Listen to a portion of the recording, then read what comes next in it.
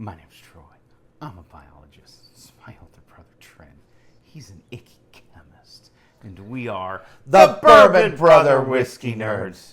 Oh, yeah, baby. Welcome back, channel. Welcome back. Today, we have sort of a newer idea here on the Bourbon Brother Whiskey Nerds, and that is we're doing a Bourbon Brother bottle kill. Troy, tell me about the bottle we have killed. There it is. It's very sad.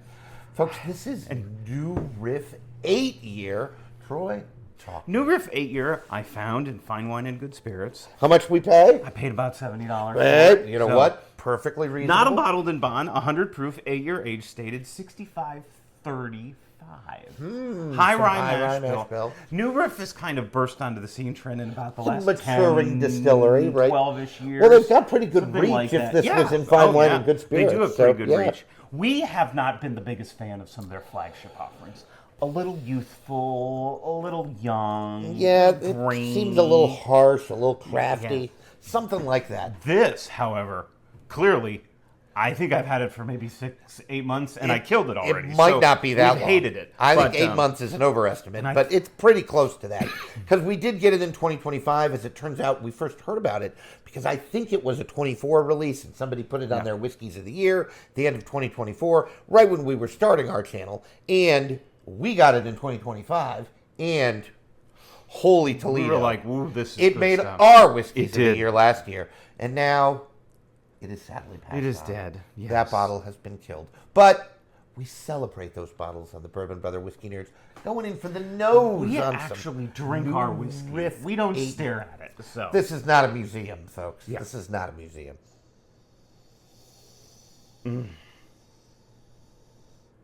Well, the rye makes itself known, but it's backed up, Troy, there by some really interesting flavors otherwise. There's some nice bright fruitness, like a raspberry, strawberry mixed with citrus and orange. Well, and that's already like 4 or 5 notes in addition to the rye, right? And there's this nice backdrop of oak that gives it some depth. This is far more interesting and intricate than their younger age stuff. I think depth is the best way to describe it. There's just more there. There's just really interesting. The oak is definitely there and present. One of my favorite parts I of like the smokiness that's bringing. There's a nice barrel smoke or something. He's right. The rye kind of sparks of that florally, potpourri, ness to it. We call that a Four Roses note here on the channel. Yes. Four now, Roses. And again, not that we're anti Four Roses, because that is not true at all. Far from the truth. We could call it a new Riff 8 note, and we'd be similarly correct, right, when we're nosing a Four Roses product. I read somewhere, Trent. Don't know if this is true or not, because everything you read on the internet is true. Right, duh. It's not. Yeah. That they actually use one of the same yeast strains that Four Roses uses. Really? Yes. Which is so interesting. If nothing else, sort of interesting, right? I didn't know that yeast strain was public, or maybe they just fell into it. It's not important, but I got to tell you, I got to taste it because it smells so doggone good. I just really got a nice florally note there.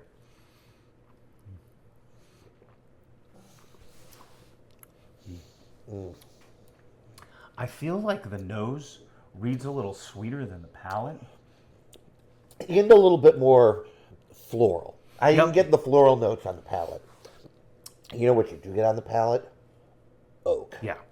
Holy cow. And on it's borderline finish, the star of the show. I get some nice maltiness on the front of my palate. That malted milk ball, maybe a little chocolate. It makes the transition from a Four Roses product to an Old Forester one. Almost, yeah, right. Like that's a very good point. It's very malty and oaky. Very good point. Yep. Now that fruit note almost darker, like gets to cherry. And that's coming back on my finish. That bright fruitness, that strawberry raspberry. Well, I think the finish is, if anything, it's a little smoother than I thought it would be because it's sweeter and oakier and brighter, not rye spice pepper. Because it's not. It's not. The rye is not bringing spice and pepper. The rye is bringing floral and and I still think it's more on the nose than the palate. The rye tames down. It reads as an oakier whiskey than I remember, which is interesting because it's only 8 years old, like only. And we're at the tail end of the bottle, so that could be could something very too. well be it, but... Well, and bottles do make transitions. That's what's interesting about your whiskey. If you're gonna have a pour of something and then you don't, I promise you that whiskey tastes slightly different if you have a pour of it the next day. Like, that's what's so cool about all of this. So interesting. Now my second nose, I just got blasted over the head with char and smoke.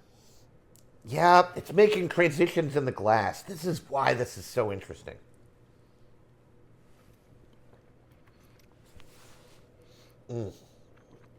My second sip was a little sweeter than my first. I feel like there's this burst of sweetness that is mixed beautifully with oak and malt, and I think it's darker than on the nose. It's cherrier or something than maybe a blackberry. You know, something it like that. progresses a little bit there. It's something. It's really not quite like as about bright. this- Now the brightness comes back on the finish, as you mentioned. And the bright fruit notes come back on my finish. I'm getting right. What I really like about this trin is I think it's well composed. Yes. There's a clear nose, palate, finish, and it goes through that progression and really nice. And it's all well correlated. It all makes sense. You know what it is? You know what that makes it? Folks, it's a good whiskey. It's good. That's what it makes it. It's a good whiskey. Like, our pontification aside, and again, our job is to give you notes, and I feel like we've done a good job there. But not that our palates are perfect, because we got plenty of things we need to work on. But if you're interested, now you know what we're getting, right? Like, doesn't mean you're going to get the same experience. Everybody's palate is different. But what you really care about is, do we like and recommend the whiskey? And part of Bourbon Brother Bottle Kill is we ask the person whose bottle it is Troy, will you own another? Yes. Without hesitation. And part of that is because it's $70. Well, yes. And 8-year age stated. And I like that you know what you're getting for $70. You're getting an elevated pour. You're getting an elevated sip. I love its proof. I do not come home from work on a random Tuesday and pour 130 proof liquor. No. I just don't do that. That effectively never happens. Almost never happens. Right. What I do reach for is stuff in this 100 to 110 proof range with relative frequency. Even 120, 125 you have to think about on like a random Tuesday. You know, because I gotta work, you know. Right. So I like that about it. I really like the maturity that the age statement is bringing. I think that's done well. Well, the best part about this is the oak notes, in my mind. It's my favorite part. It's just, there's just more there. Exactly. It's depthier, it's more interesting, it's more intricate, there's lots going on. The nose doesn't perfectly match the palate, so it challenges your palate a little bit. The finish, and yet it all correlates. The correlation is there. The correlation of parts, right? Yes. The balance. It all makes sense. It's just well composed. And well well composed thought out, is a really good word it's for the just whiskey. well done. And that's what makes a good whiskey a good whiskey. And I could see someone crushing on this bottle, just being like, "This is good stuff." Well, to an extent, you did. I kind of did. You drank the whole bottle in less than than a year. Like, that's pretty good pace through a bottle like that. Pretty solid. So New Riff's doing some good stuff. I hope. I mean, obviously there are multiple batches of this floating around, Right. and I'm not going to get the same batch, but I hope that and even that's interesting. connective tissue is still there between batch to batch and variation. Well, and again, I just got a really nice. I had like half a sip left. I had a really nice malt note, and on that note, more than any other, like, there's some astringency in an aftertaste. Little drying, right? Because of the oak. Little They've gotten tannic. some really good oak tannic notes on not an extremely old. It's not 20 years old. Not even 15 years old. It's 8 years old. Not even 10 years old. And to get that amount of oak on here, and Troy's right, we're at the bottom of the bottle. We did just kill it. That's the whole point. But it's just a really. It's just. I don't know how much it's changed from start to finish, but one thing that I can assure you is that it's always been good. It's never sipped and been like, oh, this is not good today. Like, and this might be a bottle if you've been drinking $40 and $50 whiskeys, and you if you're into, I wonder what you get for an extra 20. If you're into rye whiskey $30. or high rye bourbon, right? Maybe you try this. when you feel like you've got a little extra green in your pocket, or you get that raise at work and you need something to celebrate with, a nice Friday night pour. Because this is my last sip was just delightful. I've got a nice Kentucky hug going. It's just well done. It's a warming, enjoyable sip from start to the experience is there. It's just a home run from New Riff. Like, I can't say enough. As we sometimes say, it takes you on a journey. We, Trent and I, are taking you all, our viewers, on a journey as well. Right. As we grow and develop this channel, which means you have to like, share, subscribe, hit that notification bell, hype these videos so you don't miss a minute of the great content we have coming for you. Join that Patreon page. Budget options there for you. More engagement there, more coming. Fun stuff planned for that as we continue to grow this channel with you all. Just like New Riff is a all maturing distillery, we are a maturing channel. And you want to be a part of that. Doesn't mean Troy and I are maturing. Except Probably not. Except possibly in the width direction, or in loss of hair, right? Like, you know, that's part of our maturing. You know, anyway, it's I don't know how the genetics works there, but our dad doesn't have hair either, so it's okay. It's in my son already knows what he's going to look like at 50. Feel bad for the kid, right? Like, it's he has lots of hair, but he's 20, so right. Yeah, give him some time. It'll go away. Wait 5 years. Give him some time. It'll go away. Yeah.